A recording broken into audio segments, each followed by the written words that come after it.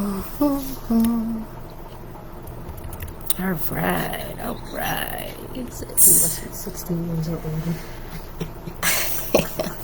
Sorry, everybody. Hey, everybody. I'm sorry. Yeah, you can turn that fan off. Hey, everybody. Welcome to Pink Melanin Survivors. I am your host, Irene Smith. And give me a second. We're having some technical difficulties. We would have been on time, but I am nervous, y'all. I am so nervous. My baby is I'm excited to start my baby. So I'm going to just let y'all know right now. Give me a second because I am actually also recording on Anchor as well. So, I'm on 4 different platforms right now. So if you see me looking around, I'm on IG, FB, and TT, as well as Anchor. If y'all know those, because some of these platforms don't allow you or for you to mention other platform names, so streaming names or social media names. So this is Pink Melanin Survivors, and if you guys will give me a minute, we probably, once I get everything started, we will get into this. I'm nervous. So before I want to make sure I'm inviting people, and I am trying to figure out how to do this. So, hey Erica, hey Cousin Deb, thank you for joining. Hold on, there we go. I don't even know if I did that though. So, I have my assistant director here, Tina. And she's helping me out,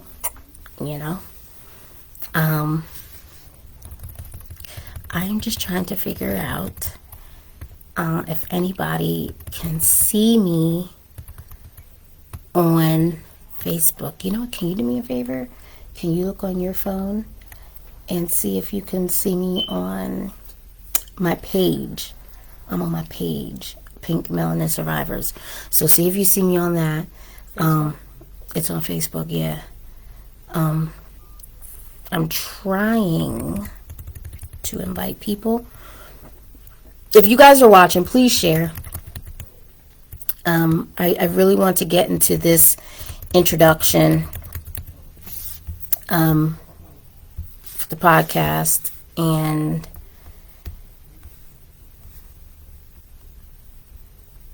I don't have a quiet setting. I try to get the kids to be as quiet as possible, y'all. To be as quiet as possible, but we will see. And I don't know. I might, because right now, seriously, y'all, TT is over here lagging. First, I want to say hello to each platform, just so y'all know. So I want to say thank you for joining Pink Melanin Survivors. To my Instagram family, thank you for joining. To my Facebook family, I want to say thank you for joining Pink Melanin Survivors. And also I want to say thank you to my TikTok survivors, my TikTok family. I want to say thank you for joining Pink Melanin Survivors podcast. It's a little rocky right now. So please just, bear with me. And then as soon as I really get everything going, I will get into what this podcast is about. Okay. So, right now, turn that down. I just need you to let me know if it's good. Let me see what it looks like. I'm just testing everything out. We've been trying to test everything out for the last hour, and everything was just craziness.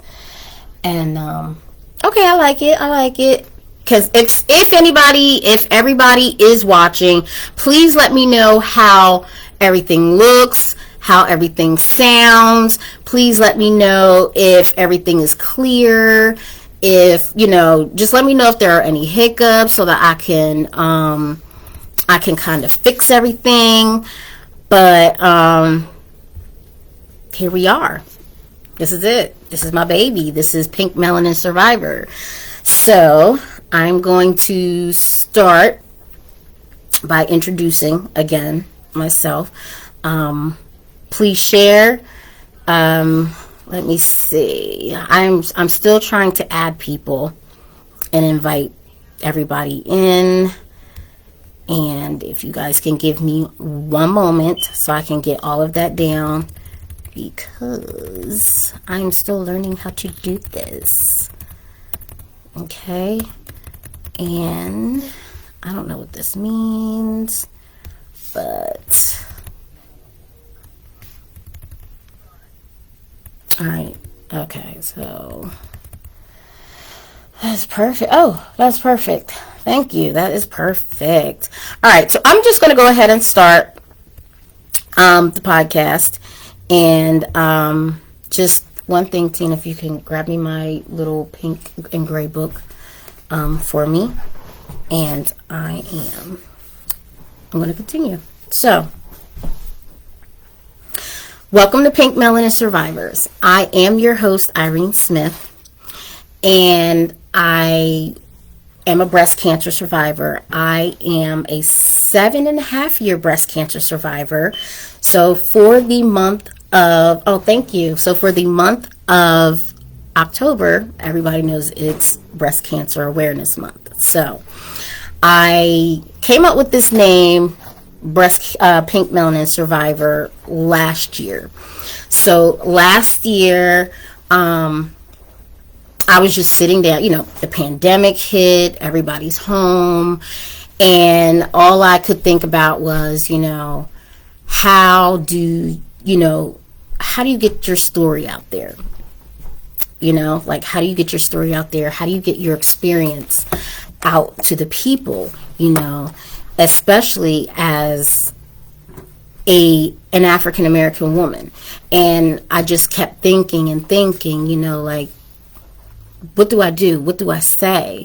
And I didn't know. So I came up with a name, Pink, of course, because of breast cancer. Melanin, I'm an African American woman, or any woman of color, black, brown, any woman of color. This is what this platform is for. And I'm a survivor. And I wanted to dedicate this podcast, my platform, to us, not that I'm disregarding anyone else, any other race, any other culture. Everyone is welcome to this platform, and I really wanted to make that clear, that everyone is welcome to this platform. But I had to do something for for us. I wanted to see what everyone's experience as a woman of color, even men of color, because men also suffer from, they suffer from breast cancer as well. So I just wanted people of color to understand that there are platforms out here for us, and that's what this is for. I want to educate, I want to encourage, I want to inspire, and help and support, us as a people, going through this and battling this disease, this monster, So beginning with me, I was diagnosed December 26th, 2013, the day after Christmas, Merry Christmas to me. And I remember specifically that day. I went to work. Beforehand, you have to go through your regular, the testing and all of that. But the backstory on how I found out that how I found my tumor. I found my tumor in 2012. I did my, normal self-checkup. And I'm watching TV, and I put my hand in my shirt. I do my normal self-examination, and I felt this little pea-sized bump in my breast. And at first, I just didn't think anything of it. I didn't think anything of it. I was just, like, okay, it's probably a swollen gland. Nothing to think about it. And so I didn't think anything of it. Well, a few months later, we're now in 2013. I want to say about spring 2013. I did it again, and I felt that it got a little bit bigger. So by this time, I was getting a little concerned, because I'm sitting here like, why is this gland so swollen? So I called my family doctor, and my family doctor schedules a mammogram for me. And when she schedules the mammogram, I go. It's my first time getting a mammogram done. I'm 31 years old, 31 or 32 years old at this time. And I'm, I'm nervous, because for one, cancer runs rampant in my family. Unfortunately, it's just one of those things, that an unfortunate situation where cancer is just, we have lupus, we have leukemia, we have breast cancer.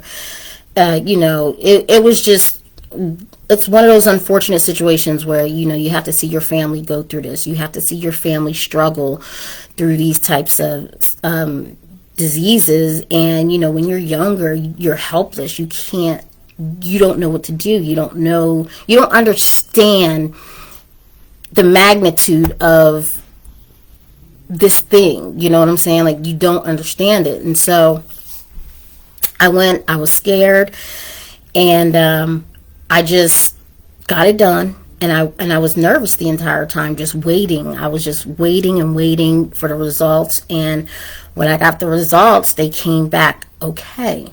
So I didn't think anything of it. I was like, okay, you know what? Everything's fine. Everything's cool. The mammogram said that everything was fine. So, I went about my every day. I went about my normal life. And a few months later, in November, I woke up in the middle of the night in excruciating pain. And when I say it was painful, my right breast was swollen, and I felt all this sharp pain going through my chest. And I'm crying, I'm screaming for my mother, and she immediately takes me to the hospital. So she gets me there. We're in the ER, and we're there for about 2 hours. So we're there for a few hours until did all the testing. And I remember this doctor. I don't remember his name, but the way he came in the room, it was one of those things that I'll never forget. It was just like, I've seen this before, and this is what he said to me. He said, "Hi, Miss Smith, how are you doing? I'm Dr. So-and-so, and we did your test, and I see that you're having this sharp pain. You have a swollen breast, and you thought it was a swollen gland." And, I told him the story about me going to I got a mammogram. Everything was okay during the summer. And then he was just like, I've seen this before in my own family. And he told me, he said, my mother, my grandmother, and I believe he said his wife, if I'm not mistaken. I don't want to say it was his wife. But he did say, I advise you to get checked out at the Helen Graham Center. And he said, just get some more testing done, but I really want you to go and get some more testing.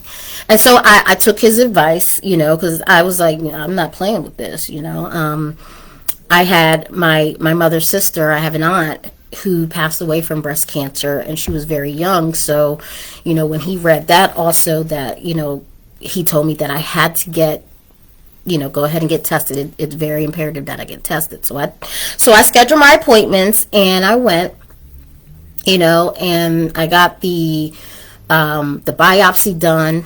Very painful. That was a painful situation.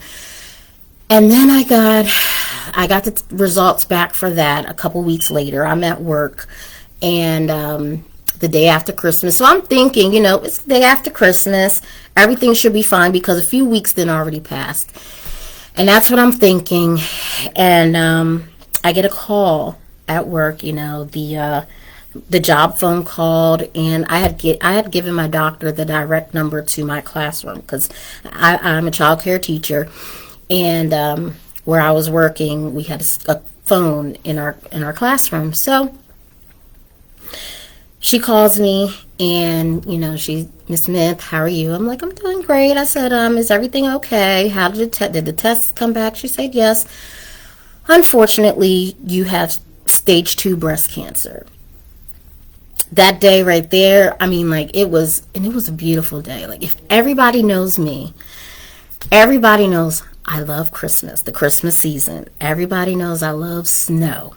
And go figure, the day after Christmas, it was snowing. It was beautiful outside. And all I could think about was, it was, that experience for me was ruined because all I asked is for on Christmas Day or the day after Christmas, it has to snow. And it was snowing. It was so pretty outside. And I get this terrible news. And while I'm receiving this news, I didn't know, I was just numb. I was so numb, you guys. Like, I couldn't move. I couldn't talk. I mean, like, and the only thing I remember her saying was just, gosh, I'm already getting emotional just going back to this because. So I remember her telling me, like, just come to my office as soon as possible. She told me come to the office as soon as possible, and we're going to talk about, the next few steps of, your treatments and the next steps of, what we're going to do. And so I couldn't talk, and I remember, all I could say was my sister works with the same company as I do, and I remember telling, the supervisor, please call my sister at, this site. She's here. If you could please, just let her know I need to be picked up. But at this time, I believe, I honestly can't remember. Everything was a blur. I'm just going to tell you this right now. Everything was a blur. So I can't remember if I drove home. Like, that's bad when you don't remember if you drove home or if your sister drove you home, because I honestly don't remember. My sister could tell you about that, but I don't remember. I just know I made it home, and my sister and we walked in the door, and I remember my mother was in the kitchen. I can't even remember. The children went off because it's Christmas break. Children are playing with their toys and stuff like that, and I just remember my mother's in the kitchen. We sat down, and she looked at us like, what are you guys doing, And we were like, Mom. I said, Mom, I have to go to the Helen Graham Center. And, excuse me. And I remember she was like, why? And I said, well, the doctor says I have breast cancer. And my mom didn't believe me at first. She was like, nuh-uh, stop. And I was like, we have to go, Mom. You have to take me to the doctor, because I have stage 2 breast cancer. So, we dropped everything. From then on, I really can't remember what happened, because all of 2013 and 2014 honestly was a blur. So I'm going to try to remember and piece together these last 7 years throughout this podcast. So I'm just introducing myself right now, but we get to the hospital, or the Helen Graham Center. If anybody knows, I'm located in Wilmington, Delaware. So we get there, and my breast surgeon, she was amazing, great bedside manner, and it was just, great feeling. I felt comfortable. I felt like things were going to be okay with her. Like, that's how amazing she was. And so she gives me this huge, I mean, like, if anybody has dealt with this monster, this disease, or knows anybody, they give you, I got this big old binder. It was about that thick. I'm no lie, no exaggerating. It was about this thick. I got this huge binder of just papers, of step by step. I don't even think I got past the first 2 pages, because everything was just like, where do we go from here? So everything was, where do we go from here, from there? She's telling me, step by step, boom, boom, boom. This is what you have to do. And the first thing was, at first, I was supposed to get a lumpectomy in my right breast because that's where the tumor was. I was supposed to get a lumpectomy in my right breast. Well, more testing was done, and come to find out, I believe I had 2 tumors back to back. One was hiding behind the other. So then that's when she told me I had to get a mastectomy. At this time, the mastectomy was just for the one breast.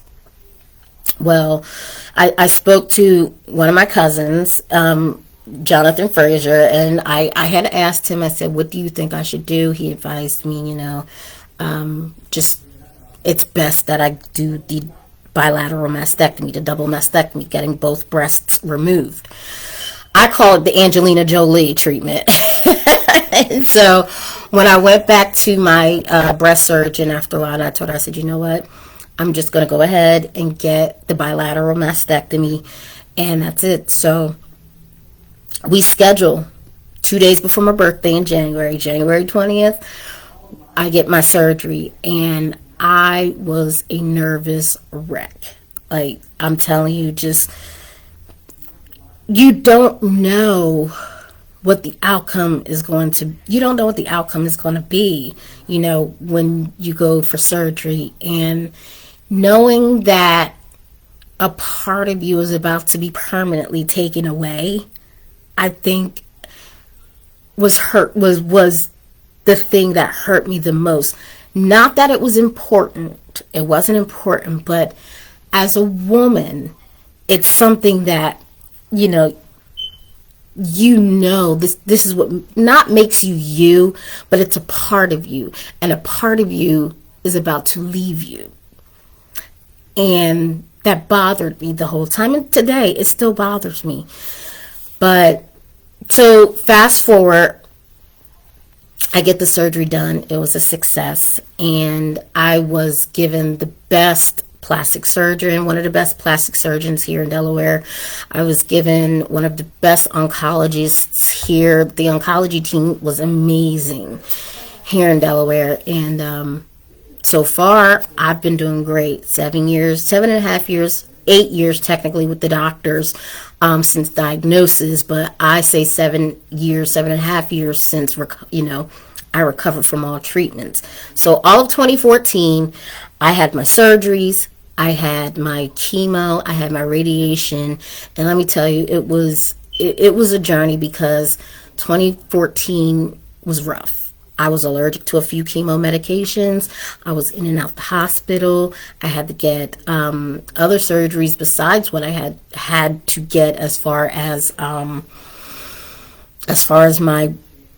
mastectomies, and I had to get my gallbladder removed. I mean, it was so many things that just made that entire experience hard. It made it rough, and it was hard. But fast forward to now, last year the pandemic hit, coronavirus pandemic hit, and I was just sitting like, how do I tell my story? How do I get out there?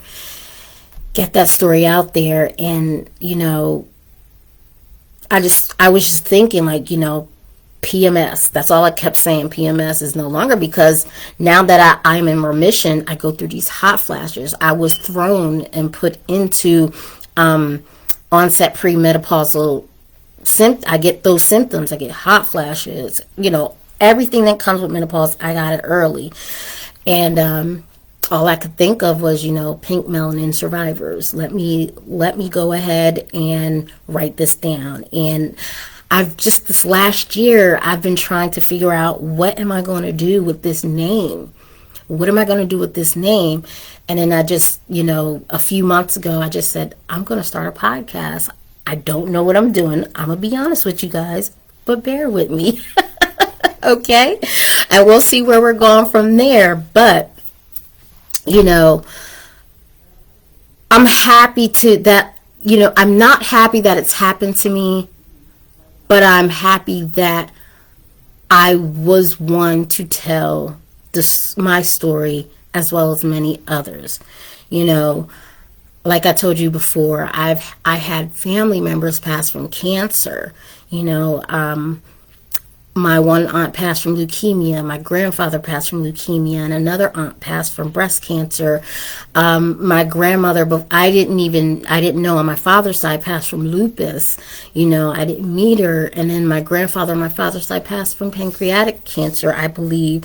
So when you experience these types of things in your family, when I got diagnosed, my first reaction was, I'm not saying they lost their battle. They did not win. Lose. They won their battles. They were tired. And I always say that. They were tired and they couldn't fight anymore. And I told myself when I was diagnosed, I am going to fight this. I'm going to be that person. I'm going to be that family member that's going to fight for them and keep fighting for my family, because I'm not going to just allow this to take over. I'm not doing that. And they didn't want to do it. Trust me, my family, they are strong.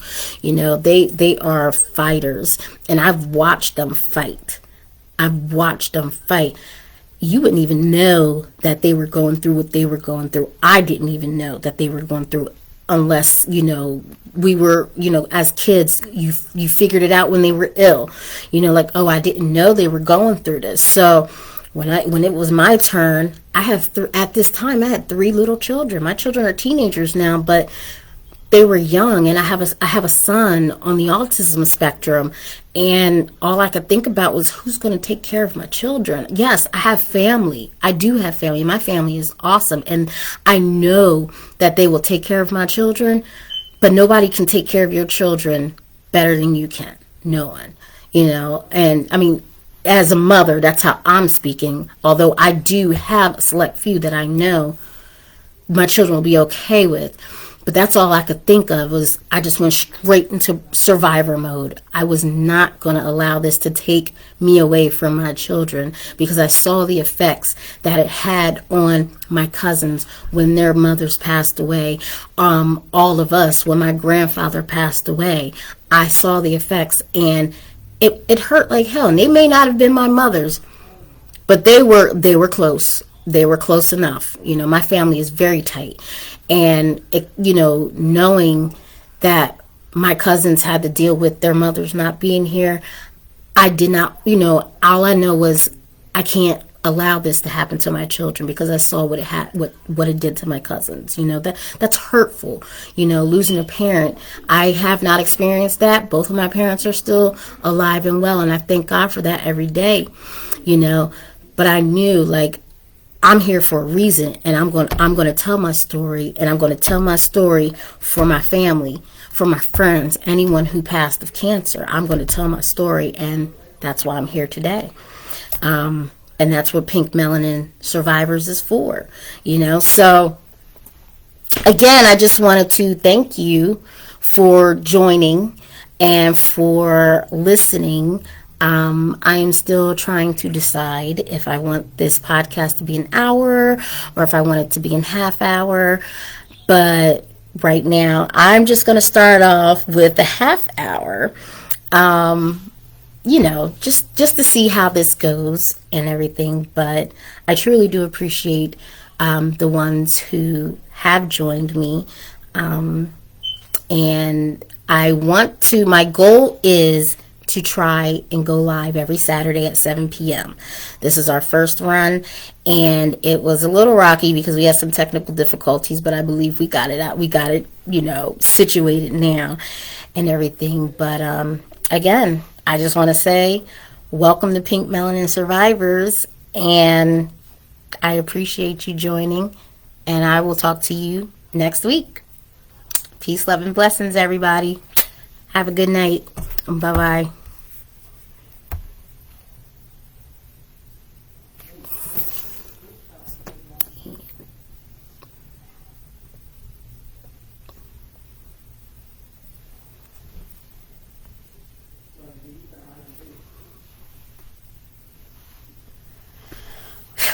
Okay.